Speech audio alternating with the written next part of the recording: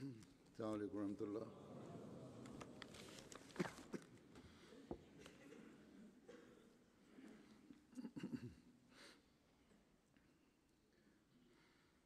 أشهد أن لا إله إلا الله وحده لا شريك له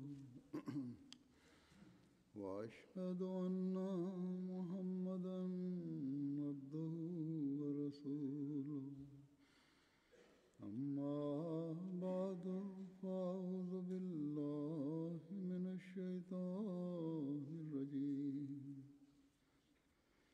بسم الله الرحمن الرحيم الحمد لله رب العالمين الرحمن الرحيم مالك يوم الدين إياك نعبد وإياك نستعين اهدنا الصراط المستقيم صراط الذين أنعمت عليهم غير المغضوب عليهم ولا الضالين.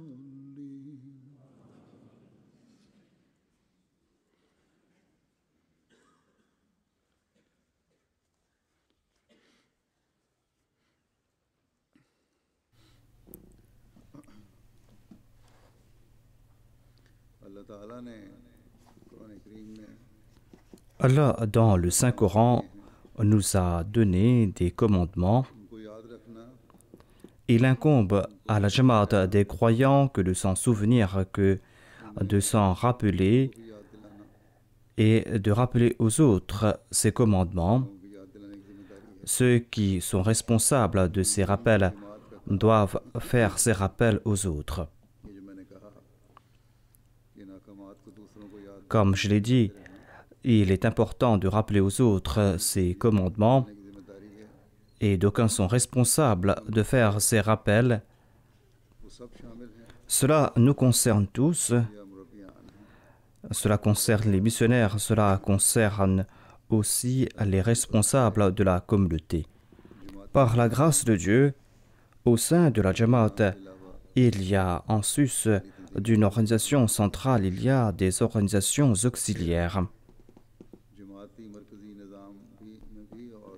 Et au sein de ces organisations centrales et au sein de ces organisations auxiliaires, du niveau national jusqu'au niveau des quartiers, il y a des responsables qui sont élus et on attend de la part de chaque responsable qu'il soit le bras droit du calife et qu'il tente de s'acquitter de ses devoirs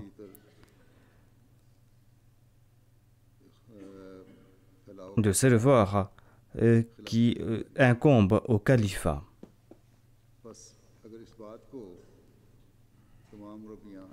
Si tous les missionnaires et si tous les responsables comprennent ces points, eh bien, on pourra apporter une grande révolution au sein de la Jamaat. Ceux qui sont responsables de rappeler aux autres les commandements de Dieu, qu'ils soient en train de servir la Jamaat volontairement ou qu'ils aient dédié leur vie pour cette cause, eux qui ont la possibilité de servir la communauté doivent en premier s'analyser. Ils doivent accomplir leur introspection et se demander jusqu'à quel point suis-je en train de suivre les commandements de Dieu et jusqu'à quel point suis-je un exemple d'un serviteur de la communauté, jusqu'à quel point suis-je un exemple d'un responsable, afin que je puisse rappeler aux autres ces commandements de Dieu. Si je me contente de faire des rappels aux autres, et si mes actions à moi sont contraires à ces préceptes, ou si mes actions à moi sont loin de ces préceptes, eh bien, il faudra être inquiet et il faudra aussi accomplir l'istighfar. De toute manière, il faudra toujours accomplir l'istighfar, implorer le pardon de Dieu, mais dans ce cas précis, il faudra le faire davantage. Chacun d'entre nous doit aussi comprendre qu'aucun responsable ne doit croire qu'il n'a pas cette responsabilité de prodiguer des conseils aux autres et que cette responsabilité incombe uniquement à l'amir de la Jamaat, au président de la Jamaat, au secrétaire, au missionnaire ou à quelques autres secrétaires, ou que cette responsabilité incombe au Sadar de l'Ansarullah ou à son département de la Tarbiya, ou cela incombe au Sadar de la Khuddam al-Ahmadiyya ou au département de la Tarbiya de la Khuddam al-Ahmadiyya ou de la Lajna Imala ou de la Sadar de la Lajna Imala. Cette responsabilité incombe à tout responsable, qu'il soit responsable de l'hospitalité ou qu'il soit responsable du sport au niveau des organisations auxiliaires. Quel que soit le poste de ce responsable, il doit être un exemple pour les autres s'il est en train de servir la communauté d'une manière ou d'une autre. Si l'on va agir ainsi, comme je l'ai dit à plusieurs reprises dans le passé, eh bien plus de 50% des membres de la Jamaat, par la grâce de Dieu, vont suivre les commandements de Dieu. Que cela concerne le nombre de personnes présentes dans les mosquées pour la prière, ou que cela concerne aussi les autres sacrifices, ou que cela concerne nos droits à l'égard d'autrui. Ainsi, à tout niveau, ceux qui sont en train de servir la Jamaat doivent en premier servir d'exemple. Ils doivent accomplir leur introspection. Jusqu'à quel point sont-ils en train de respecter ces commandements? Ils doivent se rappeler ces commandements. Ils doivent aussi améliorer leurs conditions et ensuite ils doivent prodiguer des conseils aux autres. Cette responsabilité incombe à tout Ahmadi qui annonce que j'ai prêté allégeance aux mains du Messie premier l'Islam afin d'apporter en moi des changements purs. Tout Ahmadi doit étudier ces commandements de Dieu, doit se les rappeler. Si nous commençons à agir ainsi, eh bien, nous allons pouvoir apporter une très grande révolution. Non seulement que nous allons pouvoir nous réformer nous-mêmes en premier, mais nous allons pouvoir aussi enseigner à l'humanité tout entière les véritables normes de la moralité. Ainsi, nous devons être très vigilants à cet égard. Et nous devrons chercher ces commandements de Dieu et les mettre en pratique. Dans mon précédent sermon, j'avais évoqué quelques distinctions d'un croyant. Aujourd'hui, je vais présenter d'autres faits à ce sujet. Le mois du Ramadan nous offre l'occasion de nous réformer. Ce mois attire notre attention concernant nos ibadah, concernant nos actes d'adoration, et ce mois attire aussi notre attention concernant nos faiblesses et concernant notre réforme. Ainsi, au cours de ce mois, nous devrons cibler nos faiblesses et nous devrons nous rappeler les commandements de Dieu et nous devrons faire de notre mieux pour nous réformer. Si nous ne sommes pas en train de faire de notre mieux dans ce domaine, eh bien, nous allons profiter des repas du matin et du soir du Ramadan, mais nous n'allons pas apporter en nous des changements pratiques, des changements qui pourront rehausser notre niveau moral et spirituel. Si nous n'agissons pas ainsi, nous serons à l'image de ces personnes mentionnées dans une blague. Lorsqu'on leur dit de jeûner, ils présentent des excuses. Lorsqu'on leur dit d'accomplir des prières surrogatoires, ils présentent des excuses et disent qu'ils ne peuvent le faire. Lorsqu'on leur demande à propos de la prière de prier en congrégation, ils présentent des excuses, disent qu'ils ne peuvent le faire. Mais lorsqu'on leur dit à propos de l'iftar, du repas du soir, ils disent certainement nous allons consommer ce repas du soir. Nous ne sommes pas des kafirs. Ainsi, nous ne devrons pas être à l'image de ces prétendus croyants ऐसे लोगों को ये जो हालत है, Ces personnes यही लोग हैं जो sont en train de tourner en dérision la foi. और ये लतीफ़े से ज़्यादा Et cela n'est plus une blague, au contraire, cela décrit la situation déplorable des musulmans d'aujourd'hui. रहम फरमाए। Qu'Allah ait pitié de nous. लेकिन हज़रत मसीह मौऊद अलैहिस्सलाम को मानने वालों के मयार Cependant, ceux qui ont accepté le Messie promis l'Islam doivent atteindre des sommités. Les Ahmadis ne doivent pas abandonner le jeûne sans aucune raison valable. Et ils doivent au mieux accomplir leurs actes d'adoration qui est l'objectif même du Ramadan. Ramzan के साथ De même, selon la Sunna, il est important de réciter le Saint-Coran और जिब्राईल अलैहिस्सलाम et l'ange Gabriel au cours du mois du Ramadan venait faire répéter le Saint-Coran au Saint-Prophète Mohammed sallallahu alayhi wa sallam. बस ख़ास तौर पर कुरान करीम की तिलावत की तरफ Ainsi, nous devrons réciter le Saint-Coran et être vigilants à l'égard de cette lecture. Nous devrons y chercher les commandements du Saint-Coran et essayer de les mettre en pratique. तरावी की नमाज होती है। Il y a aussi la prière Tarawih qui n'est pas une prière obligatoire. Cette tradition a été lancée au cours du califat du calife Omar. Ainsi, ceux qui n'arrivent pas à accomplir la prière Tahajjud peuvent accomplir cette prière surrogatoire et écouter la récitation du Saint-Coran au cours de la prière Tarawih. तहज्जुद पर उठ सकते हैं। Mais quant à ceux qui peuvent se réveiller pour la prière Tahajjud, ils doivent le faire.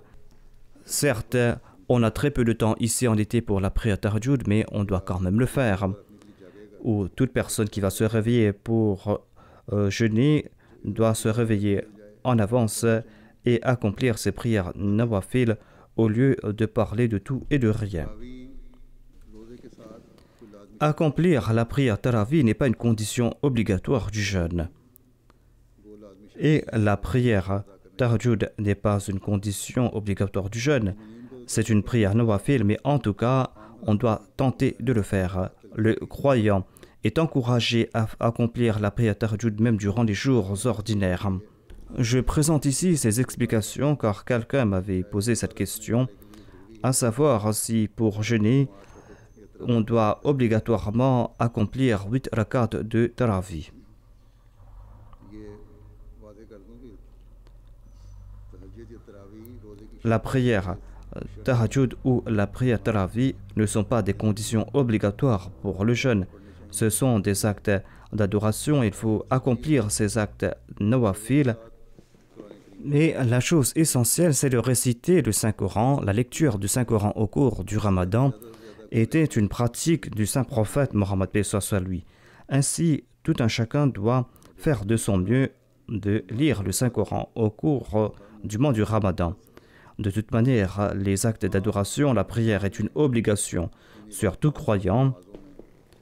Au cours du Ramadan, l'on doit embellir davantage ces actes d'adoration ज़्यादा से ज़्यादा et l'on doit se consacrer davantage au souvenir de Dieu. तर रखने की कोशिश करनी चाहिए।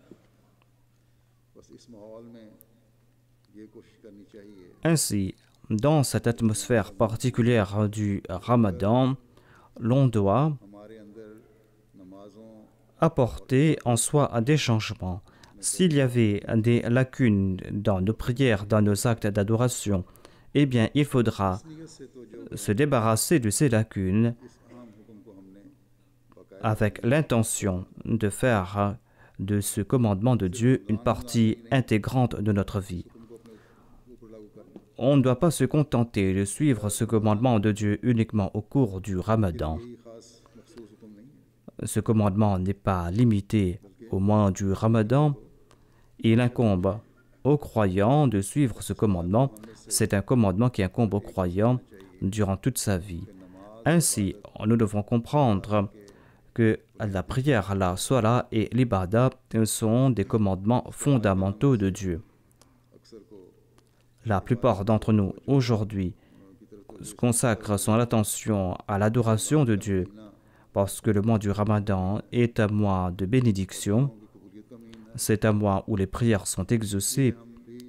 C'est pour cette raison que nous désirons mériter les faveurs de Dieu. Et c'est pour cette raison que nous sommes en train de profiter du mois du Ramadan. On doit aussi se souvenir d'un autre point, à savoir que Dieu connaît jusqu'au tréfonds de nos cœurs. Il connaît nos intentions. Et il jauge nos actions selon nos intentions.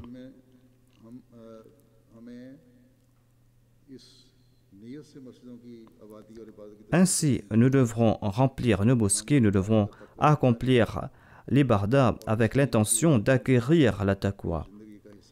Et nous devrons faire en sorte que cette taqwa et ces ibardas fassent partie intégrante de notre vie.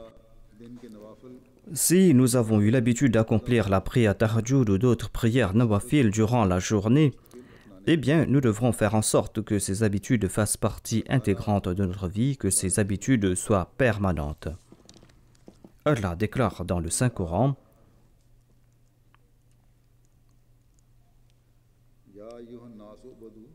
Ya ayyuhan nas u'budu rabbakum alladhi khalaqakum walladhina min qablikum.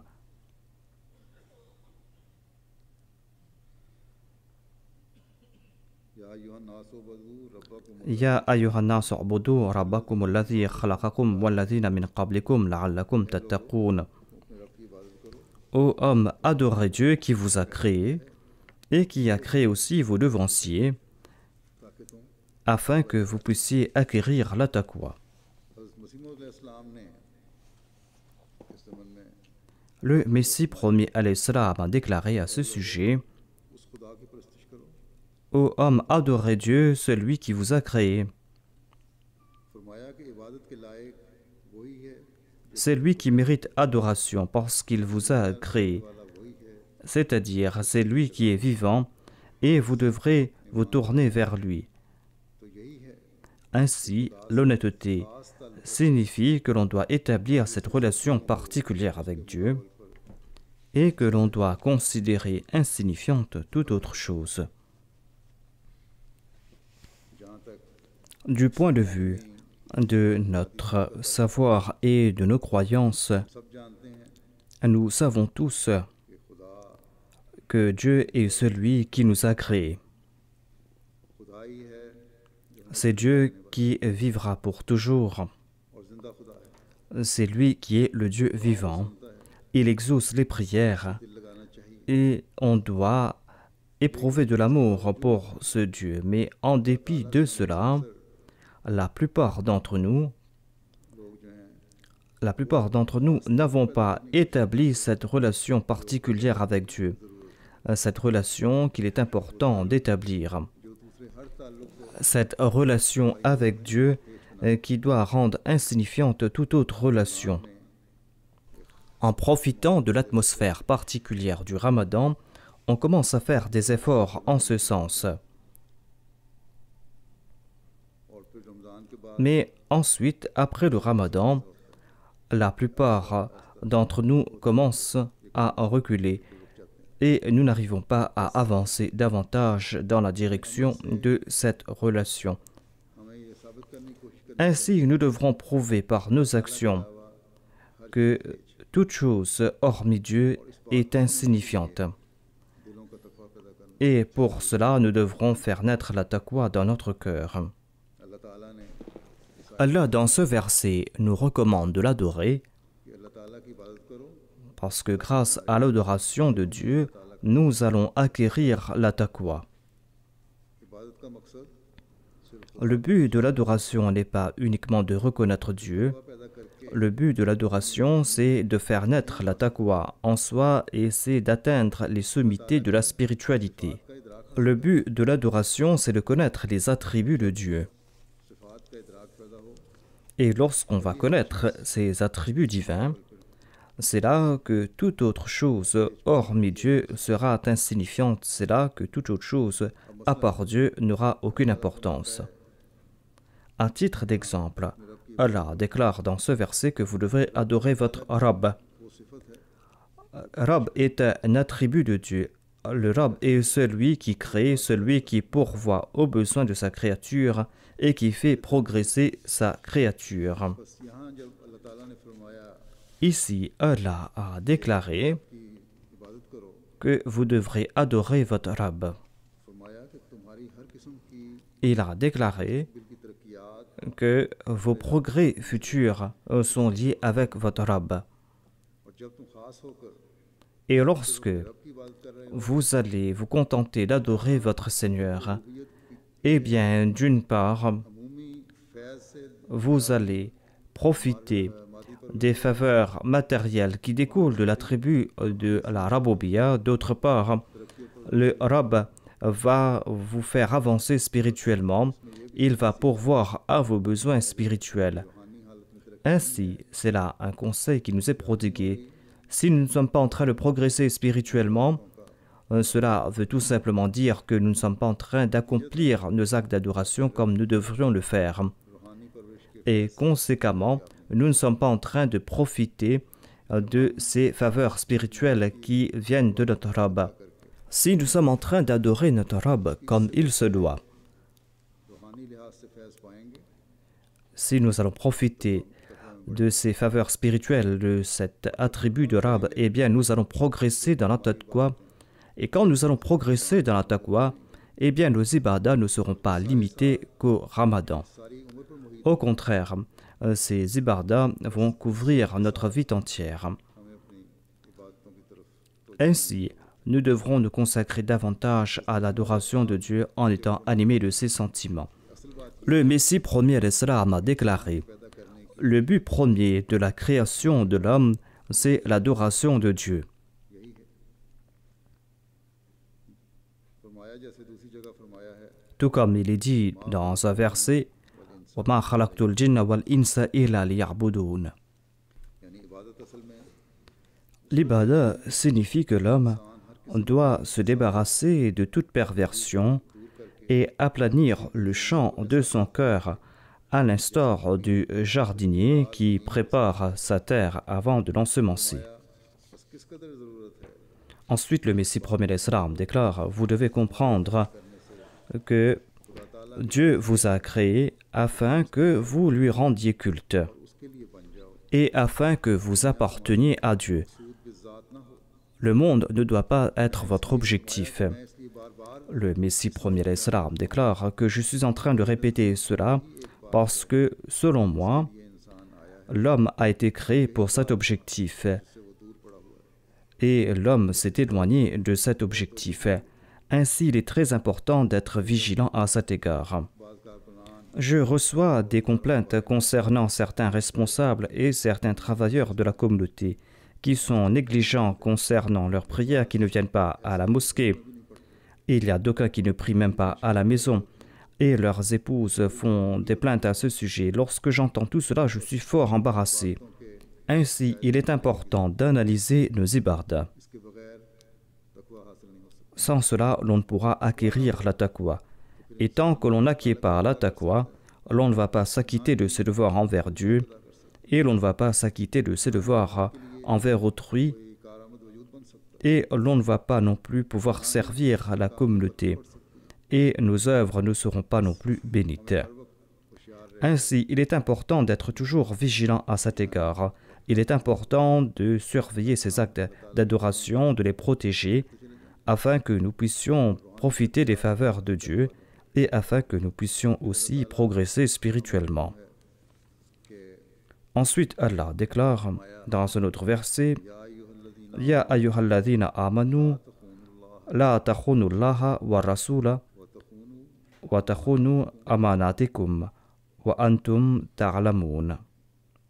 वतख़ूनु अमानातिकुम व अंतुम Wa takhunu amanatikum wa antum ta'lamun.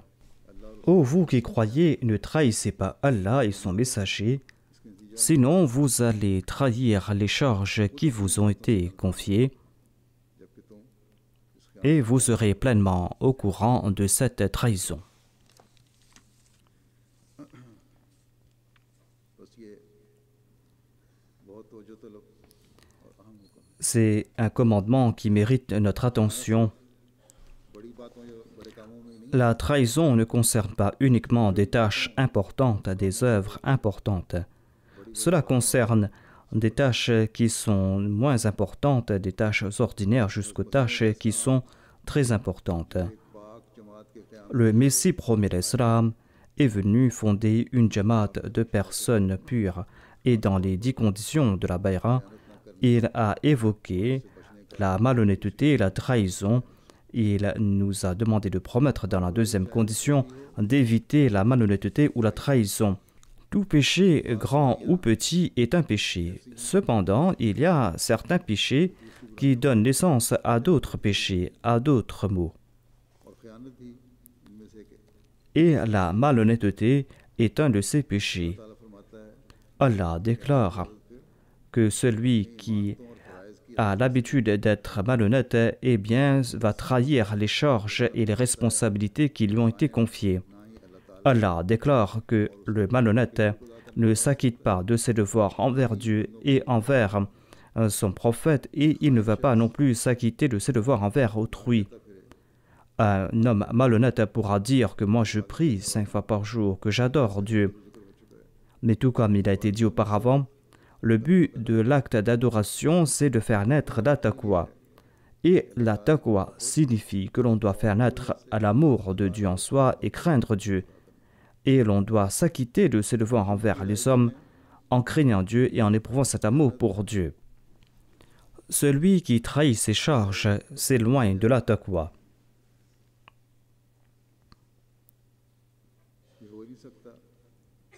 Il est impossible qu'une personne soit malhonnête et que cette personne respecte aussi les préceptes de la taqwa, que cette personne s'acquitte de ses devoirs envers autrui. Les actes d'adoration de pareilles personnes ne sont pas exaucés par Dieu.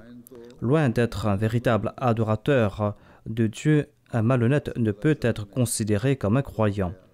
À une occasion, le saint prophète Mohammed lui a déclaré que la foi et l'incroyance, la vérité et le mensonge ne peuvent coexister dans le cœur d'une personne. Et l'honnêteté et la malhonnêteté ne peuvent coexister dans le cœur d'une personne. Ainsi, un signe de la foi, c'est la vérité, c'est le fait de s'acquitter de ses devoirs, de sa charge. Le saint prophète Mohammed a déclaré que le croyant peut posséder d'autres vices, mais pas le mensonge et la malhonnêteté. Il ne peut être malhonnête et il ne peut être menteur. Celui qui ment, celui qui est malhonnête, ne peut être considéré comme un croyant. S'acquitter de ses devoirs et éviter la malhonnêteté est un sujet très vaste. Et on attend du croyant qu'il va comprendre l'importance de ce sujet et l'étendue de ce sujet.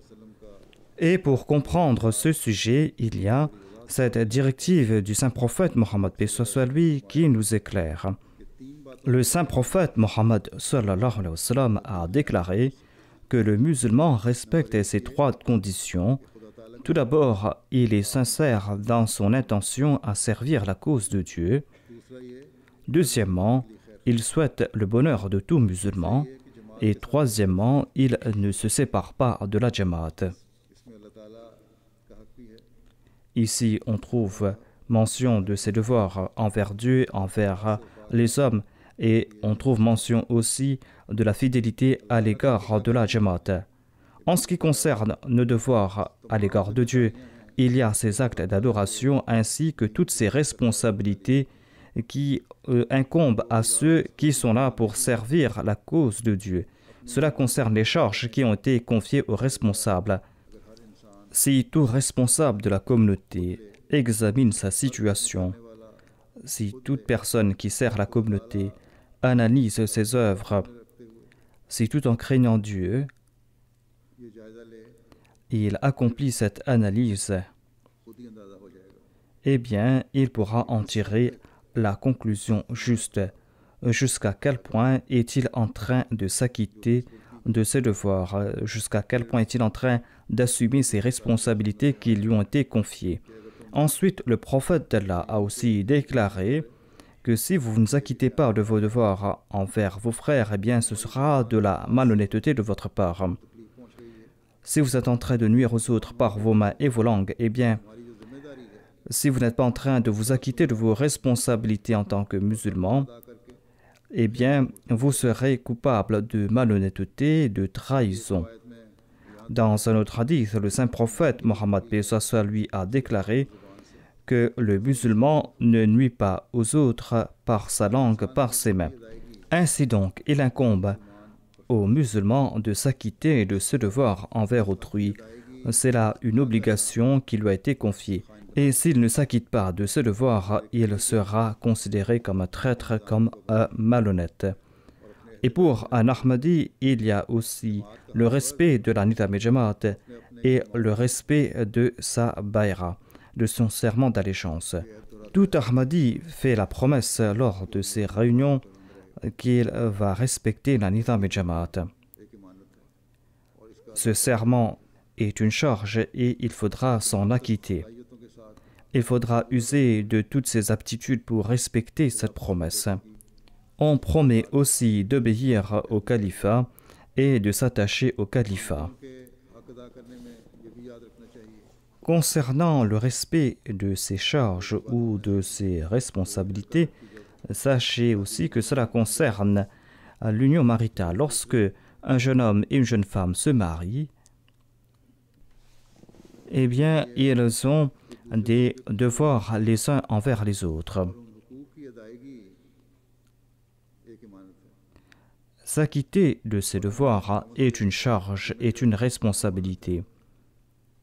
उसमें Le mari, par exemple, a pour responsabilité de payer la dot de son épouse. Lorsqu'il y a des démêlés familiaux, eh bien, d'aucuns parmi les maris ne désirent pas payer la dot de leur épouse. Le saint prophète sallallahu alayhi wa sallam a déclaré que l'homme qui a fixé une dot pour se marier avec une femme avec l'intention de ne pas lui donner cette dot, eh bien cet homme est un adultère. किसी से कर्ज Et celui qui a contracté une dette avec l'intention de ne pas rembourser cette dette, eh bien celui-là est un voleur. Voilà donc quelles sont les attentes du saint prophète Mohammed paix soit sur lui quant au respect de nos charges, le respect de nos responsabilités. जिससे Il a déclaré मान भाई ने que si तलब किया un frère musulman vous demande conseil के मशवरा दिया et que vous lui avez donné un conseil sans réfléchir, eh bien vous avez été malhonnête à l'égard de ce musulman. C'est-à-dire que si vous n'avez pas donné un bon conseil en prenant en considération tous les facteurs, eh bien vous serez coupable de malhonnêteté à l'égard de ce frère musulman. ऐसे होते हैं जो D'aucuns placent leur confiance en certaines personnes et leur demandent conseil. तो उनको सही मशवरे नहीं देते Et ceux à qui on a demandé conseil ne donnent pas de bons conseils. कि अगर वाज़ेह तौर L'amana signifie que पर नहीं किसी बात si vous n'avez pas connaissance concernant une chose, eh bien vous devez présenter vos excuses. मशवरा देने वाले का Et que si vous connaissez quelqu'un qui pourra lui donner de meilleurs conseils, eh bien guidez cette personne vers celui-là. यहाँ शायद हम पुराने J'ai constaté ici qu'il y a des avocats qui ne donnent pas de bons conseils aux demandeurs d'asile ou qui ne sont pas intéressés par leur cas fees पूरी ले रहे होते हैं et qui prennent leurs honoraires. जो ख्याल Ces avocats font partie de ceux qui sont coupables de trahison, de malhonnêteté. Il en est de même dans d'autres domaines. Ainsi, ces personnes qui sont coupables de ces méfaits doivent comprendre que si quelqu'un vient vous voir et place sa confiance en vous, eh bien vous devez lui donner de bons conseils. Sinon, aux yeux de Dieu et de son prophète, vous serez coupable de malhonnêteté. Ainsi, il est très important d'être très vigilant à cet égard. Quels sont les espoirs que le Messie premier l'Islam avait-il placés en nous concernant le respect de nos charges et concernant aussi le fait d'éviter la malhonnêteté? Le Messie premier l'Islam déclare: celui qui n'évite pas les regards lascifs, celui qui n'évite pas la malhonnêteté, la corruption, ainsi que d'autres choses malsaines n'est pas de ma jamaat. फरमाया हर एक Il a déclaré: l'époux qui n'est pas fidèle à son épouse, l'épouse qui n'est pas fidèle à son époux n'est pas de ma jamaat. ने फरमाया Ensuite, le Messie promis alayhi salam a déclaré: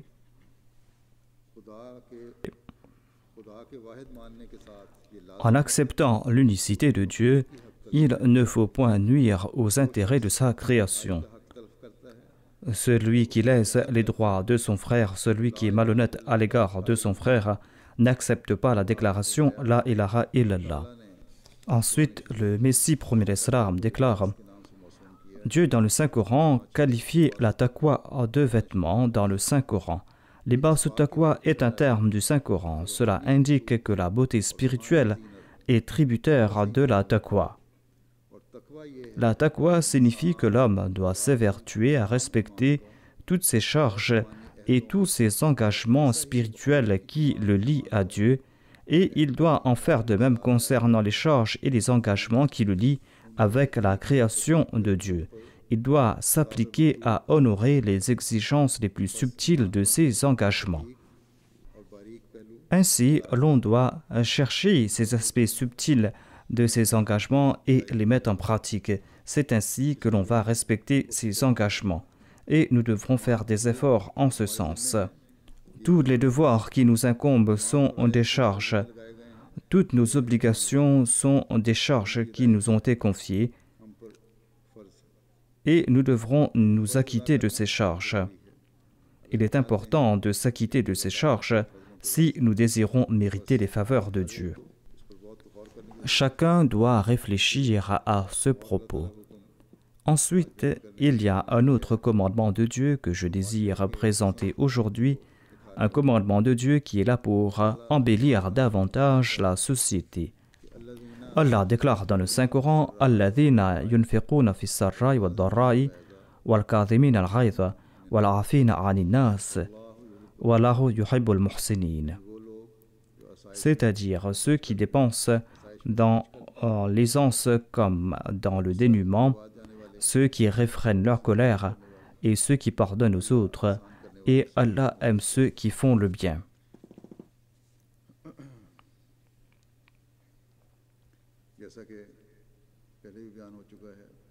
Tout comme il a été dit auparavant, il incombe à tout musulman de s'acquitter de ses devoirs. Dans ce verset, Allah a fixé la norme dans ce domaine, à savoir comment s'acquitter de ses charges. Dieu est allé un pas de l'avant en disant que, afin d'embellir la société, il va falloir consentir à des sacrifices.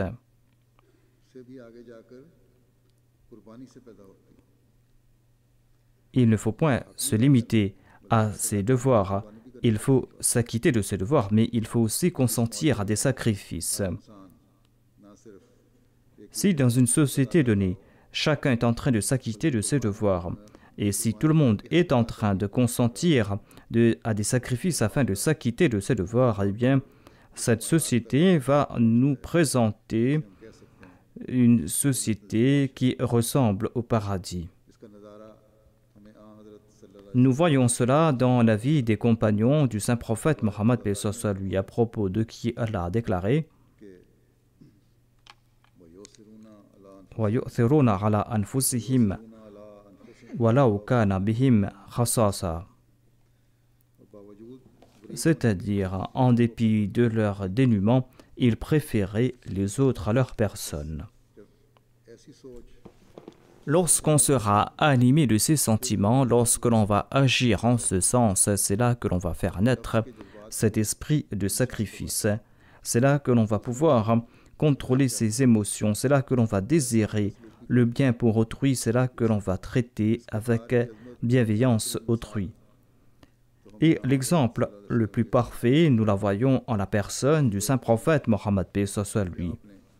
Lorsqu'une fois, par exemple, il a pardonné celui qui avait tué sa fille. Il y a d'innombrables exemples de ce genre. Il y a aussi le fait de réfréner sa colère, de faire montre de grandes qualités morales. Il a encouragé ses compagnons à agir en ce sens. Il y a un récit, un hadith dans lequel il est dit que quelqu'un avait insulté Abu Bakr dans la présence du saint prophète Mohammed paix soit lui. Hadrat Abu Bakr radhiyallahu était silencieux face à ces insultes et le saint prophète Mohammed paix soit lui a écouté silencieusement ces insultes tout en souriant. Lorsque cette personne a outrepassé les limites, eh bien, Abu Bakr a répondu vertement à certains de ces insultes. Et le saint prophète Mohammed paix soit lui s'est levé, le visage renfrogné. Et par la suite, Abu Bakr radhiyallahu est parti voir le saint prophète Mohammed paix soit lui et lui a dit: cette personne était en train de m'insulter dans votre présence et vous étiez là silencieux. Et lorsque je lui ai répondu, vous êtes parti en colère. Le saint prophète Mohammed paix soit lui a répondu que lorsqu'il était en train de t'insulter, toi tu étais silencieux. Et tant que tu étais silencieux, il y avait un ange de la part de Dieu qui répondait à ces insultes. Mais lorsque tu as répliqué, eh bien l'ange est parti et Satan est venu. Et il est évident que lorsque Satan est venu, le saint prophète Mohammed paix soit lui ne pouvait rester là-bas. Ainsi donc, c'est ainsi que le saint prophète a fait la tarbiya de ses compagnons. Il a transformé leur colère légitime en pardon. Il leur a enseigné comment être bienveillant à l'égard d'autrui. Aïcha radhiyallahu dit à propos du saint prophète Mohammed paix soit lui que jamais le saint prophète Mohammed paix soit lui ne s'est vengé pour un tort personnel. Le Messie premier Islam déclare: on a beaucoup insulté les amis de Dieu, ceux qui sont proches de Dieu. On les a tourmentés de manière atroce, mais on leur a dit tout simplement: détournez-vous des ignorants. Cet homme parfait, notre prophète bien-aimé, le saint prophète Mohammed paix soit lui, a été tourmenté et on l'avait insulté vertement. Mais quelle a été la réaction du saint prophète Mohammed paix soit lui, celui qui était la personnification de la moralité? Il a prié pour ses pourfendeurs. Dieu avait promis que quand il va se détourner des ignorants, eh bien Dieu va protéger son honneur et sa vie, et ses pourfendeurs ne pourront pas lui toucher. Et il en fut ainsi. Les pourfendeurs du saint prophète Mohammed paix soit lui n'ont pas pu toucher à son honneur. Ils ont été humiliés devant lui et ils sont tombés à ses pieds ou ils ont détruit devant ses yeux. Quel a été l'exemple du Messie premier l'Islam, le serviteur parfait du saint prophète Mohammed paix soit lui? Lors du procès intenté par Martin Clark contre le Messie premier l'Islam, Maulvi Mohammed Hussein Batalvi a été cité à témoin par des chrétiens. Et l'avocat du Messie premier l'Islam, Maulvi Fazaldin, qui était un musulman non-ahmadi mais qui était de nature pieuse, avait posé une question à Maulvi Mohammed Hussein afin d'affaiblir son témoignage. Ces questions étaient sarcastiques et concernaient l'ascendance de Maulvi Mohammed Hussein Batalvi. Le Messie premier l'Islam a empêché son avocat de lui poser ces questions. Il lui a dit: je ne vous donne pas la permission de lui poser ces questions. Et il a posé sa main sur la bouche de Maulvi Fazaldin, son avocat. Voilà cette grande qualité du Messie premier l'Islam. Il a préféré se mettre en danger pour protéger l'honneur de son ennemi acharné. Maulvi Fazaldin a toujours évoqué cet incident. Il a dit que Mirza Saheb possédait des qualités sublimes. Il y a son ennemi qui désire s'attaquer à son honneur et à sa vie. Et moi, pour affaiblir le témoignage de son ennemi, je désire lui poser des questions, mais Mirza Ghulam Ahmad m'empêche de poser ces questions. Voilà donc ce statut du Messie premier l'Islam. Voilà comment réfréner sa colère, voilà comment pardonner, et voilà comment être bienveillant à l'égard d'autrui. C'est un exemple que nous voyons aujourd'hui en la personne de ce serviteur parfait du saint prophète Mohammed sallallahu alayhi wa sallam. Le Messie premier l'Islam déclare, il est dit وَالْكَاظِمِينَ الْغَيْظَ وَالْعَافِينَ عَنِ النَّاسِ وَاللَّهُ يُحِبُّ الْمُحْسِنِينَ, c'est-à-dire le croyant est celui qui réfrène sa colère et qui pardonne les injustes et qui ne répond pas aux insultes par des insultes. Ensuite, en conseillant les membres de sa Jamaat, il a déclaré: le but de fonder cette Jamaat est de faire en sorte que les langues, les oreilles et les yeux des membres de cette Jamaat soient empreints de taqwa. Il faut qu'ils soient éclairés de l'intérieur et de l'extérieur de la lumière de la taqwa. Il faut qu'ils soient de grands exemples de ces hautes qualités. Il ne faut pas qu'ils se mettent en colère pour un rien. Le Messie premier l'Islam déclare: j'ai constaté que la majorité des membres de ma Jamaat ont ce défaut qu'est la colère. Ils se mettent en colère pour rien. Ils ont cette animosité pour un rien. Ils commencent à se disputer pour un rien. De telles personnes n'ont rien à faire dans ma Jamaat. Je ne comprends pas ce qui est difficile de rester silencieux face aux insultes de l'autre et de ne pas répliquer aux insultes. La réforme d'une Jamaat commence par ses qualités morales et éthiques. Au début, il faudra faire preuve de patience. Et si quelqu'un vous insulte, vous devez prier pour cette personne. Priez pour que Dieu réforme cette personne. Et n'ayez point de l'animosité à l'égard de cette personne. Il y a des lois qui régissent ce monde et Dieu a mis aussi en place ces lois. Étant donné que le monde ne désire pas abandonner ces lois, comment Dieu pourra-t-il abandonner les siennes? Tant qu'il n'y aura pas de changement, vous n'aurez aucune importance à ses yeux. Dieu ne désire pas que vous abandonniez l'indulgence, la patience et le pardon, des qualités fort louables, pour les remplacer par la cruauté. Si vous allez progresser dans ces qualités louables, eh bien vous allez atteindre Dieu rapidement. Qu'Allah fasse que nous puissions, au cours de ce Ramadan, grandir dans nos actes d'adoration, que nous puissions atteindre les plus hauts niveaux dans ces domaines et que nous puissions maintenir ces niveaux et que nous puissions aussi progresser dans nos autres qualités morales et que nous puissions nous maintenir à ce niveau. Tout comme je l'ai dit, quant à ceux qui sont en train de servir la communauté, eh bien, ils doivent être des exemples en premier, à la maison et à l'extérieur. Encore une fois, je vous demande de prier pour la Jamaat. J'en ai fait mention dans mon premier sermon au cours de ce Ramadan. Priez pour le progrès de la Jamaat, priez pour que la Jamaat soit à l'abri des dangers de l'ennemi. Priez aussi pour la victoire de l'islam. Priez pour vous-même et priez pour la Jamaat. Qu'Allah nous en accorde la possibilité à nous tous. Amin.